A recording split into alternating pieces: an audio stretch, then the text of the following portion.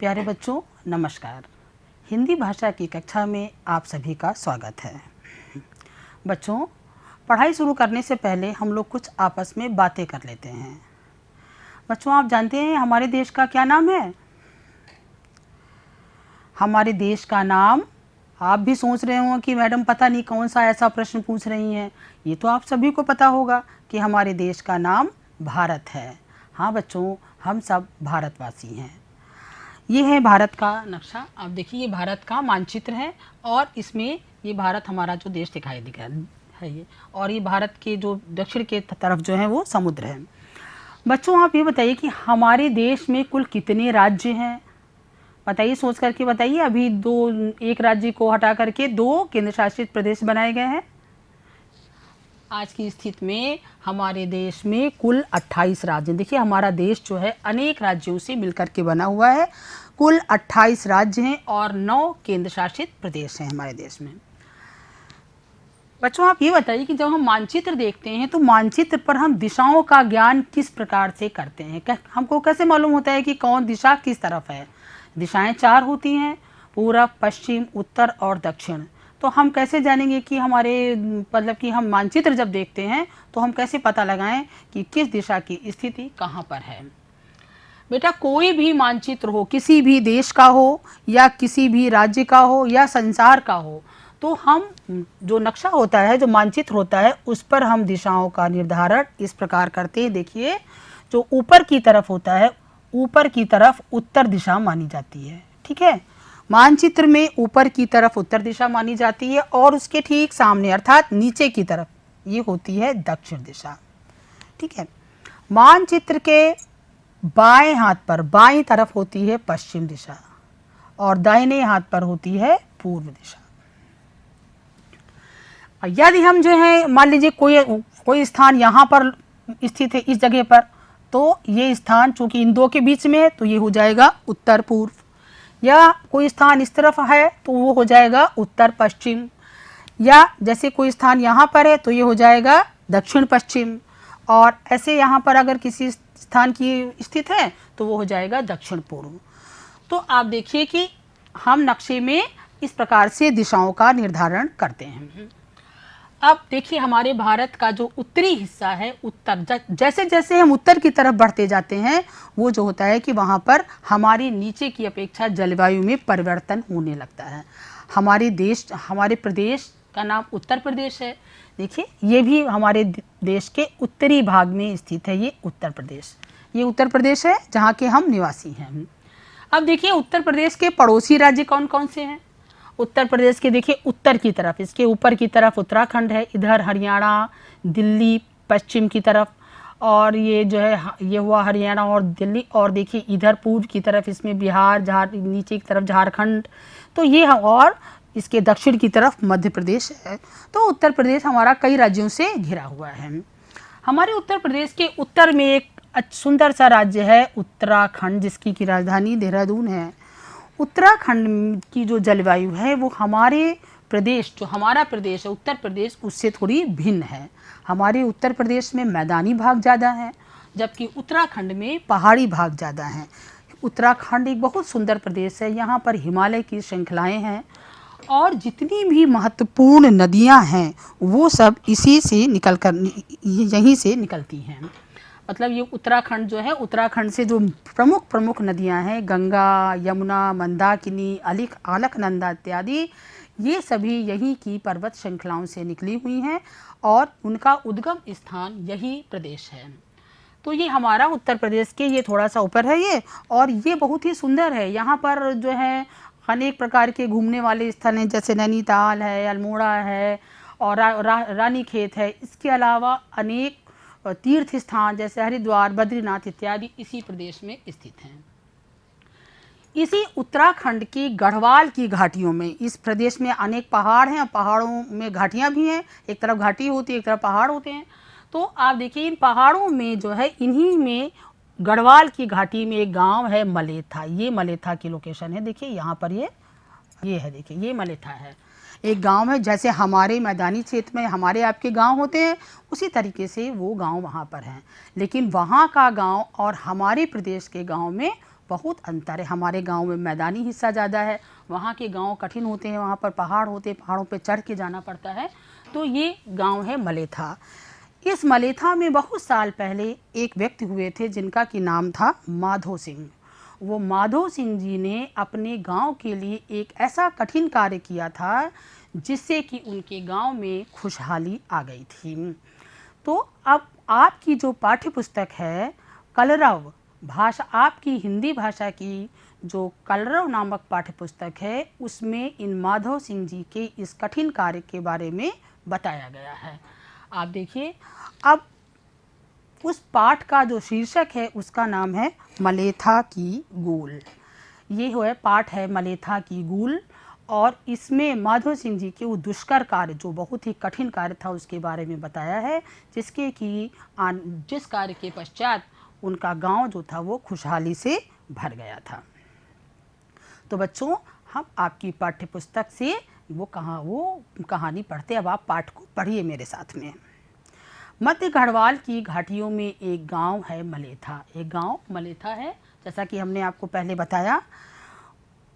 उसके गांव की दक्षिण पश्चिम की ओर एक पहाड़ की एक श्रृंखला अलकनंदा नदी तक चली गई है। मतलब जो आपका मान लीजिए ये गांव है, ये गांव है जैसे, तो गांव के दक्षिण पश्चिम, ये मतलब इस तरफ दक्षिण पश्चिम की तरफ एक नदी जो है अलकनंदा नामक, वो वहाँ पर पहाड़ों, मतलब पहाड़ हैं, यहाँ पर भी खूब सारे पहाड़ थे, और पहाड़ों से मिली हुई एक नदी, वो पहाड़ों की श्रृंखला अलकनंदा नदी तक चली गई है। गांव की दूसरी ओर एक पहाड़ी नदी चंद्रभागा थी। यहाँ पर जो है एक पहाड़ी नदी चंद्रभागा थी। मतलब गांव के दो ओर दो नदियाँ थीं, अलकनंदा और चंद्रभागा। वो भी अलकनंदा में आगे चलकर अलकनंदा में आकर के वो मिल जाती होगी यहाँ पर आकर के। लेकिन गांव, विचित्र बात ये थी कि गांव के दोनों तरफ नदियाँ होने के बाद भी मलेथा गांव में सिंचाई का कोई साधन नहीं था। अब जब सिंचाई नहीं होगी तो खेत नहीं होंगे, लेकिन सिंचाई का साधन क्यों नहीं था? क्योंकि इन नदियों और गांव के बीच में पहाड़ खड़े थे। क्योंकि इन नदियों और गांव के बीच में पहाड़ थे, जिसके कारण जो था वो पानी जो था नदियों का वो गांव तक नहीं पहुंच पाता था। पानी के अभाव में सारे खेत बंजर पड़े रहते थे। बंजर मतलब वहाँ कोई उपज नहीं होती थी, ऊसर हो जाते थे। जहाँ पर कुछ न पैदा हो जिस भूमि में, उसे बंजर कहते हैं। लेकिन वो खेत बंजर क्यों हो गए थे? क्योंकि उनको सालों से, सदियों से पानी मिला ही नहीं था। इस कारण वो सारे खेत बंजर पड़े रहते थे, और बगैर सिंचाई के खेती बाड़ी हो नहीं सकती है, क्योंकि खेतों के लिए जल अत्यंत आवश्यक है। मलेथा गांव में एक युवक थे माधो सिंह। उस गांव में एक व्यक्ति रहते थे जिनका कि नाम माधो सिंह था। उनके मन में सदैव एक सपना उभरता रहता था। मतलब वो अपने दिमाग में बार बार उनके आता रहता था, उनकी सोच में, उनके विचारों में आता रहता था, जब वो अपने बंजर खेत देखते थे, कि यदि नदी का पानी किसी प्रकार हमारे खेतों तक आ जाता तो हमारे खेत में भी हरे भरे हो जाते सारे। उनको लगे कि हमारे भी, अक्सर सोचा करते थे कि देखो इतनी दो दो तरफ नदियां हैं हमारे, और हमारे गांव के खेत बंजर पड़े रहते हैं, लोगों को बड़े दुखी रहते थे लोग, और बड़ा सीमित साधन से उनको खाने पीने को मिल पाता था। तो इसलिए वो सोचते थे कि हमारे गाँव में भी ये आ जाता तो बहुत अच्छा होता है। एक दिन माधव सिंह जी ने अपनी पत्नी से कहा, ये देखिए अपनी पत्नी से बात कर रहे हैं, उन्होंने कहा कि यदि हम जी जान से कोशिश करें तो हमारे गांव में भी पानी आ सकता है। उन्होंने अपनी पत्नी से कहा, हम भी अगर कोशिश करें तो हमारे गांव में पानी आ सकता है। उनकी पत्नी ने बड़ी उत्सुकता से पूछा, उनको लगा कि बीच में पहाड़ है, आज तक पानी नहीं आया, तो उन्होंने बड़ी उत्सुकता से पूछा कैसे? तो माधो सिंह ने कहा कि नदी के किनारे जो पहाड़ हैं वही इस ओर पानी आने में बाधक है। उन्होंने कहा कि नदी के किनारे जो पहाड़ हैं उन्हीं की वजह से वो पानी नहीं आ पा रहा है। यदि हम पहाड़ों की तलहटी में गूल का मतलब सुरंग या नाली, एक सुरंग बना दें तो वो हमारी तरफ पानी वो आ जाएगा, हमारे गांव तक भी पानी आ सकता है।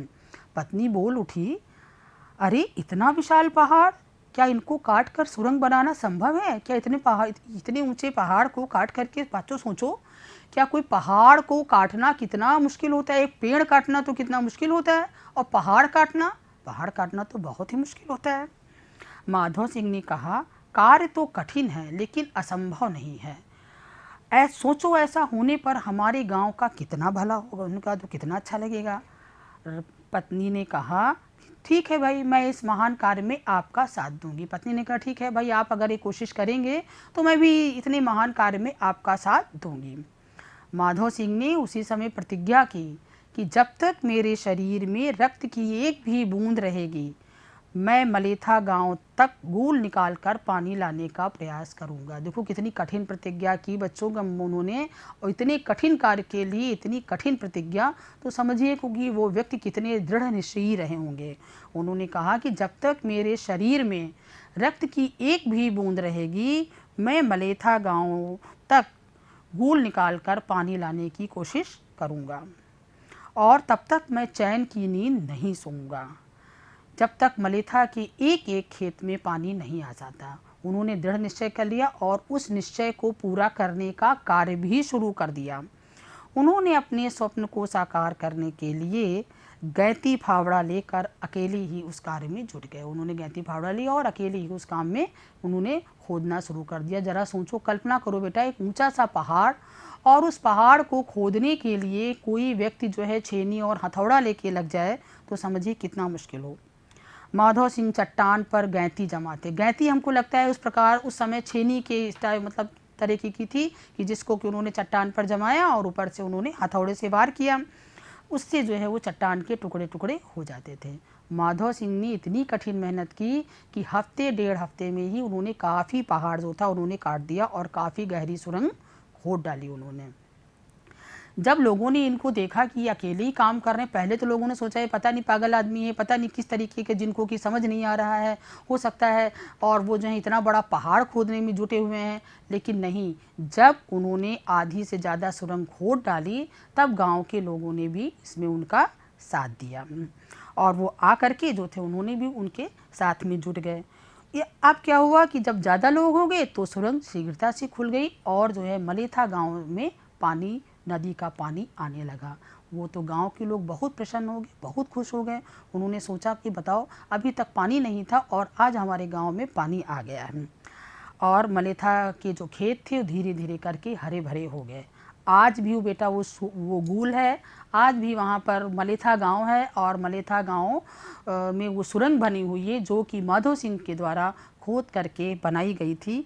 और इस प्रकार की जो सुरंग है उसकी वजह से मलेथा गांव अब हरा भरा है। उसको देख करके आज भी वहाँ मलेथा गांव में माधव सिंह जी को बहुत सम्मान दिया जाता है, महान व्यक्तियों के समान को जो है वो सम्मान दिया जाता है। इस तरह से मलेथा गांव में वहाँ पर पानी आ गया। बच्चों, आपने कहानी देखा, कहानी सुनी और इस पाठ को पढ़ा। ये पाठ सच्ची घटना पर आधारित है। अब हम इसको चित्र रूप में देख लेते हैं। देखो, समझ के देखो इसको। मलेथा गांव के दोनों ओर अलखनंदा और चंद्रभागा नदियां थीं। देखो, ये पहाड़ है और ये पहाड़ बीच में, उस तरफ जो है गांव है और ये नदी बह रही है, तो उस तरफ पानी पहाड़ होने के कारण वो जा नहीं पा रहा है। ये माधव सिंह जी हैं और ये उनकी पत्नी है। उन्होंने अपनी पत्नी से बात करके कहा कि जो है हम किस प्रकार से हम पानी ला सकते हैं।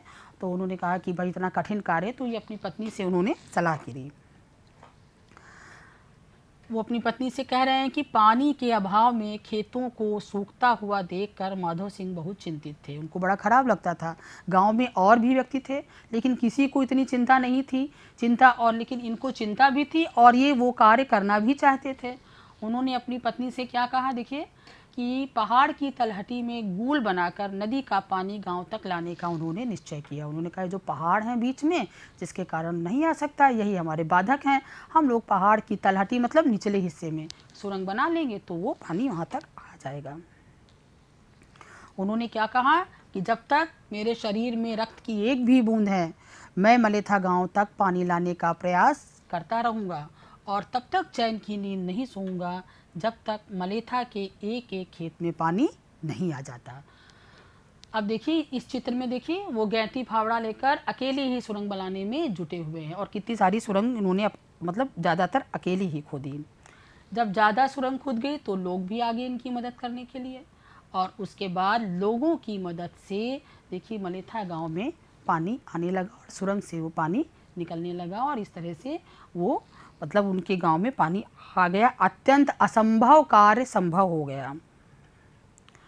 मलेथा की प्यासी धरती हरी भरी होगी। अब देखिए मलेथा गांव में पानी जब आने लगा तो अगल बगल फूल फल सब्जी साग सब कुछ होने लगा और मलेथा गांव पूरी तरीके से खुशहाल हो गया। किसकी मेहनत से? मलेथा गांव माधो सिंह जी की मेहनत लगन और परिश्रम से आज भी खुशहाल है। मलेथा के हरे भरे खेत आज माधो सिंह जी के असीम धैर्य मतलब आप मतलब पूरे धीरज के साथ। आदमी जो होता है जब कार्य हम शुरू करते हैं और काम कठिन होता है तो उसको हम बीच में छोड़ देते हैं, थक जाएंगे, कहेंगे अब भाई बहुत हो गया, अब ये मुश्किल है। लेकिन वो पूरे कार्य को धीरज के साथ करते रहे, धैर्य के साथ और पूरी मेहनत के साथ करते रहे, जिससे कि उनके गाँव में खुशहाली आ गई और मलेथा की धरती हरी भरी हो गई। बच्चों, आज आपने इस कहानी को सुना और आप इस कहानी को पुनः अपनी पुस्तक में पढ़ेंगे और उसको अच्छी तरह से समझ लेंगे। कहानी पढ़ने के बाद बेटा इसमें कुछ कठिन शब्द हैं जो कि इसमें आए हुए हैं। जैसे है श्रृंखला, एक है कि वो पहाड़ों की श्रृंखला थी, मतलब पर्वतों की श्रृंखला जो है वो वहाँ तक चली गई थी। श्रृंखला मतलब होता है कतार, कि कतार का मतलब जैसे कि लाइन में जब हम कहीं पहाड़ी स्थल पर घूमने के लिए जाते हैं तो हमको पहाड़ों की श्रृंखलाएं, छोटी बड़ी श्रृंखलाएं एक किनारे मतलब एक साइड में, रोड के एक साइड में दिखती हैं। अगर कोई बच्चे कभी नैनीताल या कभी पहाड़ों पर गए होंगे तो वो पहाड़ों की श्रृंखलाएं देख सकते हैं। हमने इसका वाक्य प्रयोग इस प्रकार से किया है कि नैनीताल जाते समय पहाड़ों की श्रृंखला बहुत सुंदर दिखाई देती है। अगला वर्ड है तीव्र। तीव्र शब्द तो मुझे लगता है कि मैं पिछली कक्षा में भी आपको बता चुकी हूँ। चलिए फिर एक बार फिर से देख लेते हैं। तीव्र का मतलब है तेज, तेज का मतलब तेज गति, हिरन तेज गति से दौड़ता है, चीता बहुत तेज गति से दौड़ता है। जब हम रेस करने जाते हैं तो जो है हम लोग भी तेज गति से दौड़ते हैं। जब आपकी दौड़ने की प्रतियोगिता होती है तो आप लोग कितनी तेज दौड़ते हैं। तो आप इस वाक्य को, इस शब्द के दूसरे वाक्य भी अपने शब्दों में बना सकते हैं। अगला शब्द है प्रयास। प्रयास का मतलब होता है कोशिश। माधो सिंह जी ने सुरंग निकालने का प्रयास किया और उनका वो प्रयास सफल हुआ। हम कोई भी कार्य जब करते हैं और प्रयास करते रहते हैं तो हमें निश्चित रूप से सफलता प्राप्त होती है। निरंतर प्रयास करते रहने से ही सफलता प्राप्त होती है। गूल, ये गूल शब्द जो है ये पहाड़ी भाषा का, गढ़वाली भाषा का शब्द है, जिसको कि गूल का मतलब होता है नाली या सुरंग। पानी की नाली या सुरंग को गूल कहते हैं। तो इसका वाक्य प्रयोग हमने इसी प्रकार बनाया है क्योंकि इसका प्रयोग हमारे मैदानी क्षेत्र में या उत्तर प्रदेश में नहीं किया जाता है। गढ़वाली भाषा में सुरंग को हम क्या कहते हैं? गूल कहते हैं।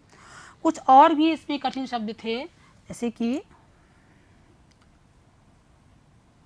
बंजर। बंजर का मतलब क्या होता है? ऊसर, जहाँ पर कुछ ना हो। आप इसका वाक्य प्रयोग अपने आप बनाइए कि माधो सिंह जी के प्रयास से मलेथा गांव की बंजर धरती हरी भरी हो गई, या हमको अपने गांव की बंजर धरती को भी उपजाऊ बनाने का प्रयास करना चाहिए। हम इस प्रकार के शब्द इसमें ले सकते हैं। इसके अलावा बेटा इसमें दो मुहावरे आए हैं, अपनी कहानी में दो मुहावरे आए हैं। एक है सपना उभरना। सपना उभरना, उसमें पहली लाइन में देखी है कि माधो सिंह जी के दिमाग में या उनके मन में एक सपना उभरता रहता था। यह है सपना उभरना।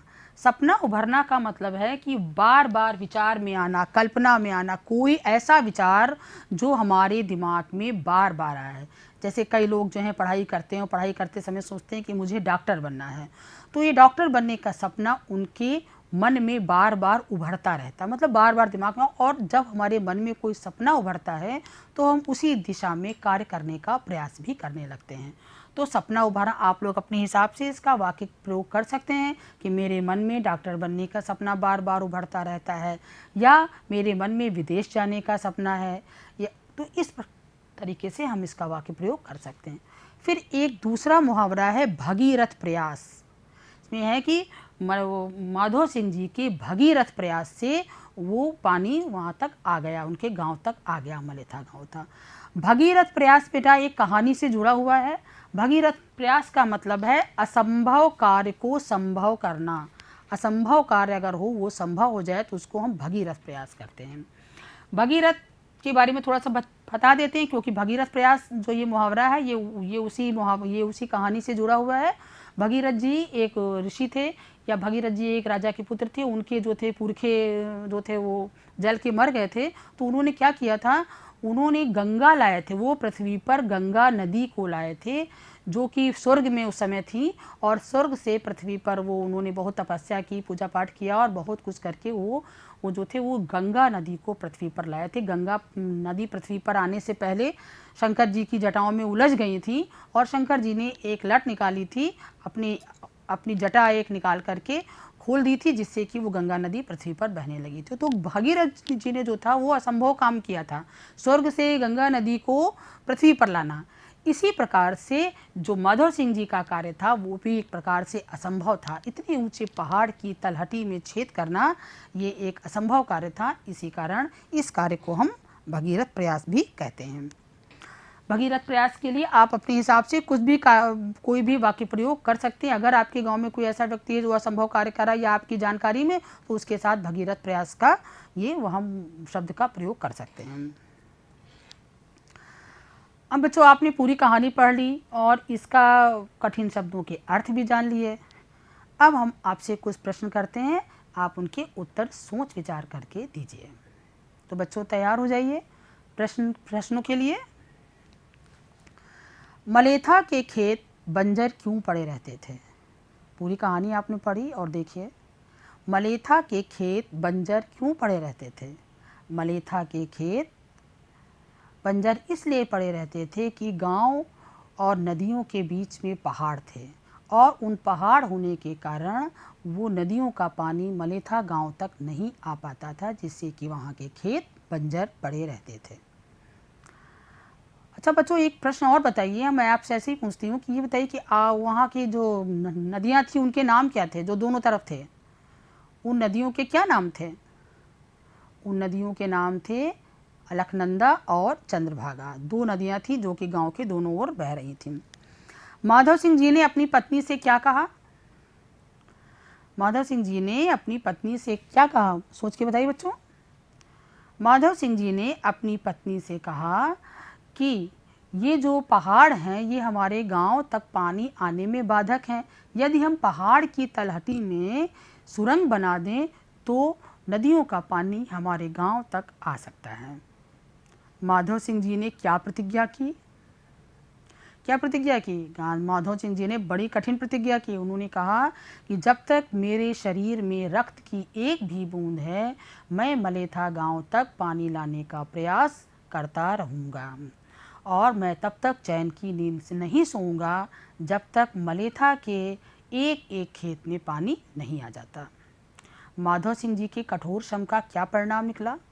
माधव सिंह ने कठिन मेहनत किया तो उनके साथ दूसरे लोग भी जुड़ गए, और उसका परिणाम क्या निकला? उसका परिणाम निकला कि उनके मलेथा गांव तक नदी का पानी आ गया, और मलेथा की जो बंजर धरती थी, जो बंजर खेत थे, वे हरे भरे हो गए, जिससे कि उनके गांव में खुशहाली आ गई। तो बच्चों ये तो थे आपके प्रश्न जिनका कि आपने उत्तर दिया। अब आपको कहानी आशा करती हूँ अच्छी तरह से समझ में आ गई है ना। मलेथा गांव की कहानी कितनी मज़ेदार और कितनी शिक्षाप्रद। अब बच्चों हम इसमें कुछ अभ्यास कार्य कर लेते हैं, क्योंकि अभ्यास कार्य करना बहुत ज़रूरी है। बच्चों हमने पिछली कक्षाओं में आपको संज्ञा, सर्वनाम और विशेषण सभी के बारे में अच्छी प्रकार से बताया है। संज्ञा किसी व्यक्ति, वस्तु या स्थान के नाम को संज्ञा कहते हैं। जो शब्द संज्ञा के स्थान पर प्रयोग किए जाते हैं उन्हें सर्वनाम कहते हैं, और जो शब्द संज्ञा और सर्वनाम शब्दों की विशेषता बताते हैं उन्हें हम विशेषण कहते हैं। नीचे कुछ शब्द दिए गए हैं, इनमें से आप संज्ञा, सर्वनाम, संज्ञा और विशेषण शब्द छांटने हैं। देखिए ये शब्द हैं तीव्र, फावड़ा, माधो सिंह, खेत, गैती, गढ़वाल, सुंदर, सिंचाई, पहाड़ और कठिन। इनमें से आपको संज्ञा शब्द छानने। संज्ञा इसमें देख करके देखिए इसमें कौन कौन से नाम हैं। फावड़ा, खेत, माधव सिंह, गैती, गढ़वाल, सिंचाई और पहाड़। ये शब्द जो हैं ये संज्ञा है, क्योंकि ये किसी चीज़ के या किसी स्थान के नाम हैं। इसी प्रकार से देखिए विशेषण शब्द हैं। विशेषण जो किसी की विशेषता बताते हैं। तीव्र, सुंदर, कठिन, ये शब्द क्या हैं? ये विशेषण शब्द हैं। एक और अभ्यास कार्य है विराम चिन्ह लगाने का। बच्चों, विराम चिन्ह हमारी भाषा के लिए बहुत आवश्यक हैं। अगर हम विराम चिन्हों के बिना कोई वाक्य बोलते या हम कुछ भी लिखते हैं तो हमको अपनी वाक्य की पूर्णता नहीं होती है। तो इसमें विराम चिन्हों में कुछ विराम चिन्ह आपको हमने बताए थे, जैसे कि पूर्ण विराम और जो है अल्प विराम, प्रश्नवाचक चिन्ह। जैसे जब हम किसी से प्रश्न पूछेंगे तो हम प्रश्नवाचक चिन्ह लगाएंगे। पूर्ण विराम इस प्रकार का होता है, अल्प विराम इस तरह होता है, प्रश्नवाचक चिन्ह इस प्रकार होता है। अब आप इसको पढ़िए और देख करके लगाइए कि वाक्य में हम विराम चिन्ह कहाँ लगाते हैं। अनिल प्रातःकाल उठकर सैर करने जाता है। जलपान के बाद वह विद्यालय जाता है। उसे भाषा, गणित और विज्ञान विषय अच्छे लगते हैं। वह खूब मेहनत से पढ़ता है। सभी उसकी प्रशंसा करते हैं। एक दिन अनिल, मोहन और करीम साथ साथ सैर करने गए। अब आप देखिए कि जहाँ पूरा रुकना है वो पूर्ण विराम हुआ, जहाँ कम रुकना है वहाँ अल्प विराम हुआ।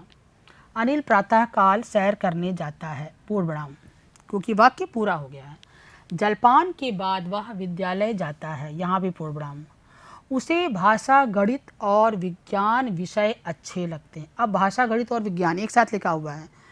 जब दो शब्दों के बीच में और नहीं लगा हुआ है तो यहाँ पर हम भाषा के बाद में अल्प विराम लगाएंगे। विज्ञान विषय अच्छे लगते हैं। वह खूब मेहनत से पढ़ता है, पूर्ण विराम। सभी उसकी प्रशंसा करते हैं, पूर्ण विराम। एक दिन अनिल, मोहन और करीम साथ साथ सैर करने गए। एक दिन अनिल, मोहन और करीम साथ साथ सैर करने गए। अनिल के बाद में कॉमा लगाया, मोहन और करीम के बीच में और लगा हुआ है, इसलिए यहाँ पर कॉमा नहीं लगेगा। अब बच्चों आपको अच्छे से समझ में आ गया होगा। एक और ऐसे व्यक्ति हैं जो कि इस समय भी हैं, वो जिस प्रकार से उन्होंने कार्य किया, ऐसे व्यक्ति हमारी दुनिया में, हमारे देश में बहुत सारे हैं जो कभी न कभी कोई ना कोई कठिन कार्य करते हैं। लोग उनका नाम नहीं जान पाते हैं। इसी प्रकार से बिहार राज्य के गया जिले में एक गहलोर गांव है। बिहार राज्य में एक गया जिले के में गहलोर ग्राम है। वहाँ पर एक व्यक्ति हैं दशरथ मांझी। दशरथ मांझी ने भी इसी प्रकार से पर्वत काटकर अपने गांव के लिए रास्ता बनाया। देखिए बच्चों, ये दशरथ मांझी हैं, इन्होंने पहाड़ काट करके अपने गांव के लिए रास्ता बनाया है। इस रास्ते को हम मांझी पथ नाम से जानते हैं। इसी प्रकार से उन्होंने भी, उनके यहाँ भी पहाड़ों और मतलब जो गांव तक के रास्ते के बीच में पहाड़ थे, जब स्त्रियाँ पानी लेकर के या कोई खाना लेके या बच्चे आते थे या स्वयं जाते थे वो, तो उनको बड़ी तकलीफ होती थी। तो उन्होंने सोचा कि उन्होंने पहाड़ काट करके उन्होंने रास्ता बना दिया और उसको आज हम दशरथ मांझी पथ के नाम से जानते हैं। बच्चों, आपने पूरी कहानी पढ़ी, इसमें आपको क्या समझ में आया? हमने दशरथ मांझी के भी बारे में जाना और मलेथा गांव के माधो सिंह के बारे में पढ़ा। ये देख करके हमको लगता है कि मेहनत, लगन और आत्मविश्वास के द्वारा हम किसी भी कार्य को कर सकते हैं। जो हमारी नदियां हैं वो हमारे जीवन के लिए अत्यंत आवश्यक हैं। हमें विषम परिस्थिति में भी हिम्मत से काम लेना चाहिए।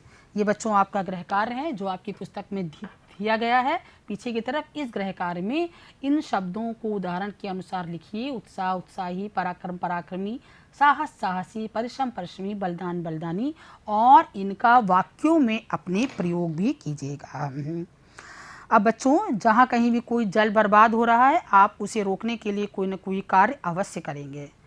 आपके पास पड़ोस में अगर कोई ऐसा व्यक्ति है जो एक असंभव कार्य कर रहा है तो उसकी घटना को आप अपने शब्दों में लिख करके लाइएगा। अपनी उत्तर पुस्तिका में आप ज़रूर लिखिएगा। धन्यवाद बच्चों। अब हम लोग फिर से अगली कक्षा में मिलते हैं।